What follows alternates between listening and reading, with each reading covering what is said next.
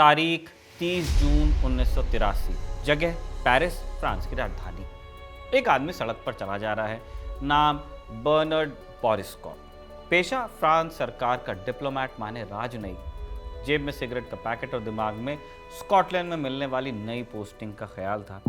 तभी अचानक कुछ होता है। बर्नार्ड पे कुछ लोग हमला कर देते हैं। पीछे से एक आदमी झपटता, बगल से दूसरा आता है। जान बचाने के लिए बर्नार्ड अपना पर्स, पता लिखी डायरी सब सड़क पर फेंक देता है और पास के एक पेड़ को कसकर पकड़ लेता है। बर्नार्ड के दिमाग में आया था कि लुटेरे होंगे ये वॉलेट वगैरह उठा के चलते बनेंगे, मगर फिर एक बैच चमकता है उसकी आंख के सामने, पुलिस का, फ्रांस की खुफिया पुलिस DST।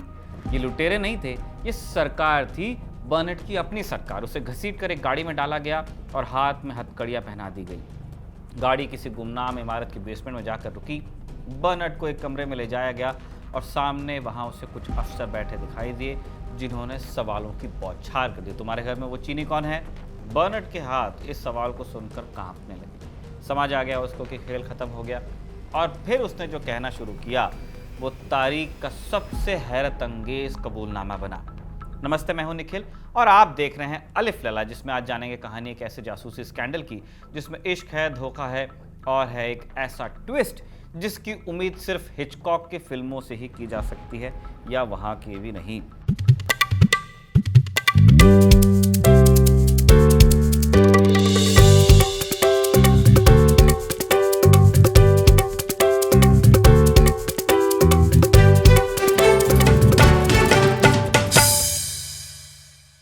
कहानी शुरू होती है साल 1964 से, जगह चीन की राजधानी बीजिंग। फ्रांस से एक 20 साल का लड़का यहाँ पहुंचा था जिसका नाम था बर्नार्ड बोरिसकॉप। नई नई नौकरी लगी थी, फ्रेंच दूतावास में वो अकाउंटेंट था। कहने को तो साहब था, राजनयिक था, डिप्लोमेटिक कहते हैं सबको, मगर साहबों वाली कोई बात थी नहीं। एक तो उम्र कम, ऊपर से आत्मविश्वास भी कम था। छोटे शहर से आया हुआ लड़का था जिसके सपने लेकिन बड़े थे। दुनिया घूमनी थी उसको, हैरत अंगेज कारनामे करने थे और इश्क तो ऐसा करना था जो किताबों में दर्ज हो जाए।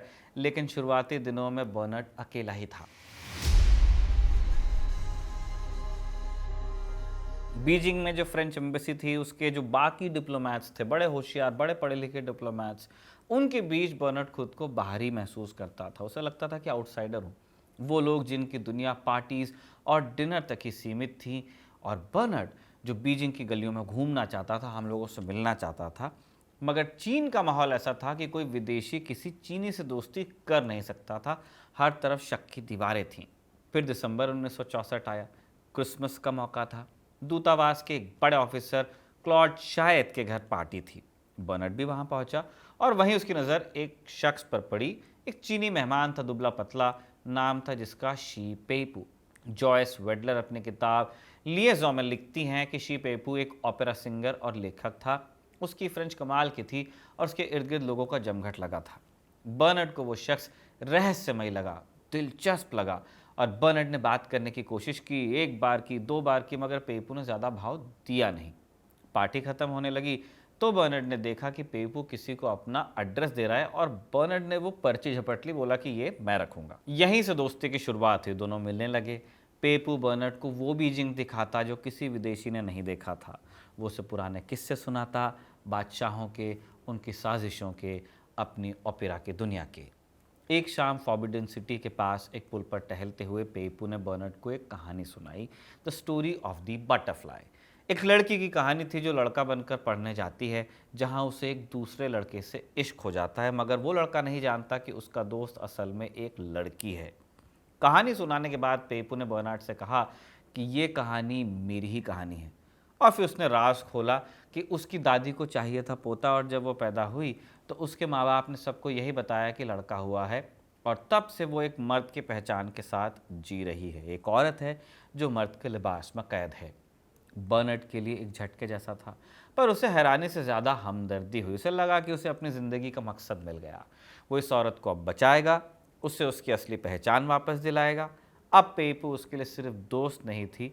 कुछ दिनों बाद बर्नार्ड ने कहा कि अगर तुम औरत हो तो हमें साथ में सोना चाहिए। जून 1965 की एक शाम बर्नार्ड के अपार्टमेंट में शी पेपू आई। बर्नार्ड ने उसे चूमना चाहा तो पेपू ने उसे रोक दिया। बर्नार्ड ने पाया कि पेपू शर्मा रही है। उसने लाइट्स बंद की, दोनों पास आए अब बर्नार्ड के लिए ये पहला मौका था तो घबराया हुआ था। सब कुछ बहुत जल्दी ख़त्म हो गया, लेकिन बर्नार्ड को यकीन हो गया कि पेपू एक औरत ही है। उसने पेपू से अपने इश्क का इजहार कर दिया। इसके बाद बर्नार्ड और पेपू इसके बाद 6 महीने तक मिलते रहे। दिसंबर 1965 में बर्नार्ड ने पेपू को बताया कि उसे फ्रांस जाना है। दोनों दुखी थे और तभी पेपू ने बर्नार्ड को कुछ ऐसा बताया जिसने दुख दोगुना कर दिया। शी पेपू ने बताया कि वो प्रेग्नेंट है। बर्नार्ड ने वादा किया कि वो वापस ज़रूर आएगा और इसके बाद वो फ्रांस लौट गया। लगभग 4 साल बाद वो चीन आया 1969 में, मगर तब तक चीन बहुत बदल गया था।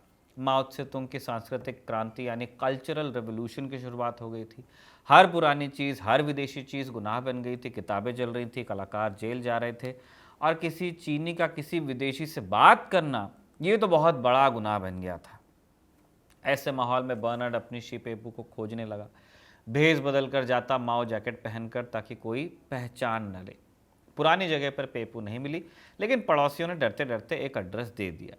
एक रात बर्नार्ड साइकिल उठाकर उस पते पर पहुंचा। दरवाज़ा खटका और सामने खड़ी थी शी पेपू। बर्नार्ड की जान में जान आई। उसने पूछा कि हमारा बच्चा कहाँ है? तो पेपू ने कहा कि हाँ, हमारा एक बेटा है। बर्नार्ड को लगा कि वो दुनिया का सबसे खुशनसीब इंसान है, मगर ये खुशी ज़्यादा देर टिकी नहीं। कुछ ही दिनों बाद जब पेपू से मिलने वो दोबारा गया तो दरवाजे पर जोर की दस्तक हुई और एक भीड़ अंदर घुस आई और कुछ सैनिक भी। वो चिल्ला रहे थे कि जासूस है ये, विदेशी यहाँ कर क्या रहा। अब ये गिरफ्तारी थी एक नाटक, एक बिसात जो अब बिछाई जा रही थी और बर्नार्ड इसका सबसे अहम मोहरा बन रहा था। कुछ दिनों बाद बर्नार्ड से मिलने एक सरकारी अफसर आया जिसका नाम कांग बताया गया। जॉयस फिडलर की किताब के अनुसार जब सरकार को बर्नार्ड और शी पेपू के रिश्ते का पता चला तो उन्होंने इसका फ़ायदा उठाने का फैसला किया। कांग ने बर्नार्ड से कहा कि तुम शी पेपू से मिल सकते हो, बस तुम्हें चेयरमैन माओ की विचारधारा पर कुछ क्लासेस लेनी पड़ेंगी। अब बर्नार्ड के लिए एक मौका था अपनी बीवी, अपने बच्चे के करीब रहने का। उसने फ़ौरन हाँ की और फिर एक कदम आगे बढ़कर उसने खुद कांग को एक पेशकश की। कहा कि मैं चीन के लोगों की मदद करना चाहता हूँ, अगर एम्बेसी से कोई खबर, कोई कागज़ आपको चाहिए तो ला के दे दूंगा। कांग यही चाहता था। बर्नार्ड अब एक जासूस बन गया, एक ऐसा जासूस जो अपने देश से गद्दारी अपनी प्रेमिका के लिए कर रहा था, या कम से कम उसे ऐसा ही लगता था। उसने दूतावास से दस्तावेज चुराने शुरू किए। वो दस्तावेज फ्रांस के ही नहीं बल्कि अमेरिका और सोवियत संघ के बारे में भी थे। बर्नार्ड खुद को एक हीरो समझने लगा, एक प्रेमी जो अपने परिवार को बचाने के लिए कुछ भी कर सकता है। और वो सिर्फ जासूसी नहीं कर रहा था, वो शी पेपू पर पैसों की बारिश भी कर रहा था। अपनी तनख्वाह से महंगे तोहफे खरीदता, टेप रिकॉर्डर, टीवी, रोलेक्स की घड़ी। जैसे कि बर्नार्ड ने बाद में अपनी डायरी में लिखा, मैं दुनिया का शायद पहला ऐसा जासूस था जिसे जासूसी के लिए पैसे नहीं मिलते थे, बल्कि वो अपनी जेब से पैसे देकर जासूसी करता था। अब ये सिलसिला सालों तक चला। चीन के बाद उसकी पोस्टिंग मंगोलिया हुई और वहाँ से भी वो बीजिंग आता ही रहा, डॉक्यूमेंट्स लाता रहा और अपनी दोहरी ज़िंदगी को जीता रहा। एक ज़िंदगी फ्रांस के डिप्लोमेट की और दूसरी एक चीनी औरत के पति और एक जासूस की। एक तरफ चीन, एक बीवी, एक बेटा और जासूसी का रोमांच। बर्नार्ड बोरेस्कॉट की जिंदगी में भरपूर ड्रामा था, मगर कहानी में एक पेच और था, बल्कि आप कहिए कि दो थे। जॉयस फिडलर की किताब लिएज़ॉन के मुताबिक बर्नार्ड एक साथ कई जिंदगियां जीता था और हर जिंदगी में इश्क का एक अलग फसाना था। कहानी का एक सिरा पेरिस में था। यहाँ कैथरीन नाम की एक बड़ी खूबसूरत लड़की थी, मेडिसिन की स्टूडेंट थी और बर्नार्ड उससे भी बेपनाह मोहब्बत करता था। जब वो चीन में शी पेपू के साथ अपनी सीक्रेट ज़िंदगी जी रहा था, तब वो फ्रांस में कैथरीन को लंबे लंबे भावुक खत लिखता, ऐसे खत जैसे कोई अपनी मंगेतर को लिखे। वो उसे अपने सपनों की मलिका बताता, दोनों साथ में ज़िंदगी गुजारने के कस्में वादे खाते। शी पेपू, इसको कैथरीन के बारे में पता था, बर्नार्ड ने खुद बताया था और इस बात पर दोनों में खूब झगड़ा भी हुआ था। पेपू को डर था कि बर्नार्ड एक दिन उसे और उसके बेटे को छोड़कर हमेशा के लिए फ्रांस चला जाएगा। अब ये बन गया लव ट्रायंगल, लेकिन ये सिर्फ ट्रायंगल नहीं था, ये था स्क्वायर। एक चौथा सिरा था। यहाँ से इस कहानी में एंट्री होती है एक और शख्स की जिसका नाम था थियरी, एक लंबा खूबसूरत सुनहरे बालों वाला फ्रांसीसी लड़का। बर्नार्ड की मुलाकात थियरी से पेरिस में हुई और दोनों में इश्क हुआ। अब ये वो दौर था जब बर्नार्ड अपनी समलैंगिकता को खुलकर तो नहीं मगर चोरी छुपे जी भी रहा था। थियरी के साथ उसका रिश्ता किसी ड्रामे जैसा नहीं था, वो सुकून भरा था। दोनों साथ रहने लगे थे, साथ घूमते थे, साथ सपने देखते थे। बर्नार्ड के दोस्त, उसका परिवार, सब थियरी को बर्नार्ड का एक अच्छा दोस्त ही समझते थे, मगर असलियत कुछ और ही थी। बर्नार्ड की जिंदगी 3 हिस्सों में बट गई थी। किरदार उसका चीन में था, जहां वो एक रहस्यमयी चीनी औरत का पति था, एक बच्चे का बाप था, एक जासूस था। दूसरा किरदार फ्रांस में कैथरीन का दीवाना था, जो उससे शादी करना चाहता था। तीसरा किरदार थियरी का प्रेमी था, जिसके साथ वो एक स्थिर समलैंगिक रिश्ते में था, खुश था। अब इतना नाजुक मामला अगर हो जाए तो कब तक ही चल पाता। विस्फोट होना लाजमी था और वो हुआ भी।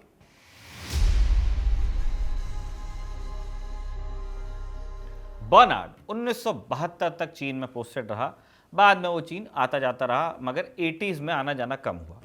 पेपू पर अब वो ज़्यादा ध्यान नहीं दे रहा था। बढ़ती दूरियां देख साल 1982 में शी पेपू और उसका बेटा बर्टन बर्बार्ड पेरिस पहुंच गए। बर्नार्ड वहाँ नहीं था। खबर मिलते ही वो उनसे मिलने पेरिस लौटा तो एयरपोर्ट पर जो मुलाकात हुई उसमें पहले जैसी बात नहीं थी। शी पेपू अब उसे एक बोझ लगने लगी। दोनों के बीच झगड़े शुरू हो गए। बर्नार्ड को लगने लगा कि वो बुरी तरह फंस गया। इस बीच फ्रेंच पुलिस को बर्नार्ड के डबल एजेंट होने की खबर लग गई। शिकंजा कसता जा रहा था और 30 जून 1983 को फ्रांस की खुफिया पुलिस ने बर्नार्ड को गिरफ्तार कर ही लिया। बर्नार्ड ने पुलिस के सामने सब कुछ उगल दिया, अपनी प्रेम कहानी बताई, अपनी जासूसी की कहानी बताई। लगा कि वो अपनी बीवी और बच्चे को बचाने की कहानी बता रहा है। उसे यकीन था कि जो कुछ उसने किया अपनी बीवी और बच्चे को बचाने को किया, और फ्रांस की सरकार उसकी मजबूरी को समझ लेगी, माफ़ भी कर देगी शायद। मगर कहानी अब अपने सबसे अहम मोड़ पर आ गई थी। वो मोड़ जहां सारे नकाब अब उतरने वाले थे एक झटके में। कुछ रोज बाद पुलिस ने बर्नार्ड को एक खबर दी तो उसके पांवों तले जमीन खिसक गई। मेडिकल जांच में पता चला कि शी पेपू एक औरत नहीं, एक सामान्य शारीरिक बनावट वाला मर्द है। वो ट्रांसजेंडर भी नहीं था। ऐसा भी नहीं कि उसने सेक्स चेंज करवाया हो। उसके शरीर पर किसी तरह की सर्जरी के कोई निशान नहीं थे। अब यहाँ सवाल उठता है कि बर्नार्ड को ये पता कैसे नहीं चला, जबकि वो साथ में सोते भी थे। और फिर पेपू प्रेग्नेंट कैसे हुई, या कहें कि हुआ। जॉयस फेडलर अपनी किताब में बताती हैं कि शी पेपू अपनी पहचान छिपाने में माहिर था। डॉक्टर्स के सामने उसने खुद ये करके दिखाया भी। वो अपने टेस्टिकल्स और पीनिस को जांघों के बीच पीछे की तरफ मोड़कर छिपा लेता था और इससे वजाइना जैसा भ्रम पैदा होता था। सेक्स की बात तो पेपू के साथ पहली बार हम बिस्तर होने के दौरान बर्नार्ड बहुत अनुभवहीन था। हमने बताया भी कि शायद फर्स्ट टाइम। शी पेपू एक माहिर एक्टर था। उसने शर्माने का नाटक करते हुए खुद ही बर्नार्ड को गाइड किया और सब कुछ इतनी जल्दी में हुआ कि बर्नार्ड को कुछ समझ में आया नहीं। जब बर्नार्ड लू गया और वहाँ से वापस आया तो इस एक्टर ने अपने पैरों पर खून लगा के रखा था ताकि बर्नार्ड को यकीन हो जाए कि वो औरत ही है। कहानी विश्वास करने में बड़ी मुश्किल लग सकती है, लेकिन ऑफिशियल रिकॉर्ड्स में कम से कम यही बात दर्ज है। असल में शी पेपू एक समलैंगिक था जिसने प्रेम की चाह में इतना लंबा प्रपंच रचा था। बच गया सवाल प्रेगनेंसी का। ये समझना मुश्किल नहीं, जाहिर है पुरुष प्रेग्नेंट तो नहीं हो सकता। शी पेपू ने प्रेग्नेंट होने का सिर्फ नाटक किया था, जिसे बर्नार्ड का बेटा बताया जा रहा था। असल में उसे चीन के दूर दराज प्रांत शिनजियांग से गोद लिया गया था या शायद खरीदा गया था। वो बच्चा उइगर समुदाय का था जिसके नैन नक्श थोड़े थोड़े यूरोपियन लगते थे, और इसी वजह से बर्नार्ड को धोखा देना और भी आसान हो गया। और बर्नार्ड इन सारी बातों से अनजानी रहा। ये खबर जब जेल में बंद बर्नार्ड तक पहुंची तो वो चिल्ला पड़ा कि ये झूठ है, नामुमकिन। उसने अपने वकील, अपने दोस्तों, सबसे यही कहा। वो मानने को तैयार नहीं था और उसे लगा कि यह कोई साजिश है। बर्नार्ड का सच से सामना कुछ महीनों बाद हुआ। एक अदालत की पेशी के दौरान वो और शी पेपू एक ही कमरे में थे, आमने सामने थे। बर्नार्ड ने कांपती हुई आवाज़ में पूछा कि ये सच है कि तुम मर्द हो? शी पेपू ने बड़ी सहजता से जवाब दिया कि हाँ, जैसे कुछ हुआ ही ना हो उसके लिए। बर्नार्ड को यकीन नहीं हुआ। उसने कहा कि अपने कपड़े उतार के मुझे दिखाओ। असलियत फिर सामने आ गई जो छिप नहीं सकती थी। बर्नार्ड पूरी तरह टूट गया। 8 महीने बाद अपनी जेल की काट कोठरी में उसने अपनी जान देने की कोशिश भी की। जब यह मामला अदालत पहुंचा तो मुकदमा जासूसी का कम और एक अजब गजब प्रेम कहानी का ज्यादा था। मई 1986 में जब मुकदमा शुरू हुआ तो कटघरे में 2 लोग खड़े थे। एक बर्नार्ड बोरिस कॉट, जो अब भी इस धोखे से उबरने की कोशिश कर रहा था, और दूसरा शी पेपू, जो अब भी एक कलाकार की तरह शान बना हुआ था। अदालत में बर्नार्ड के वकीलों ने दलील दी कि एक क्राइम ऑफ पैशन, यानी जुनून में किया अपराध है, सोच समझ के नहीं किया। बर्नार्ड को धोखा दिया गया।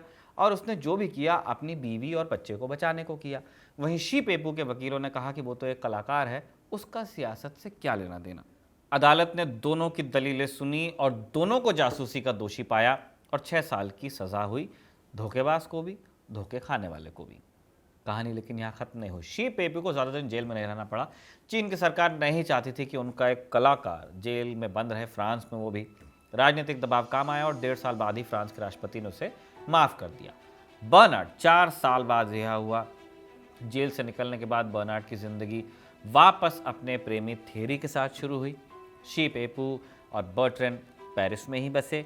बर्ट्रेंड जो अब जान चुका था कि बर्नार्ड उसका पिता नहीं है, एक रेस्टोरेंट में काम करके घर चलाने लगा। बर्नार्ड और शी पेपू के रिश्ते का क्या हुआ?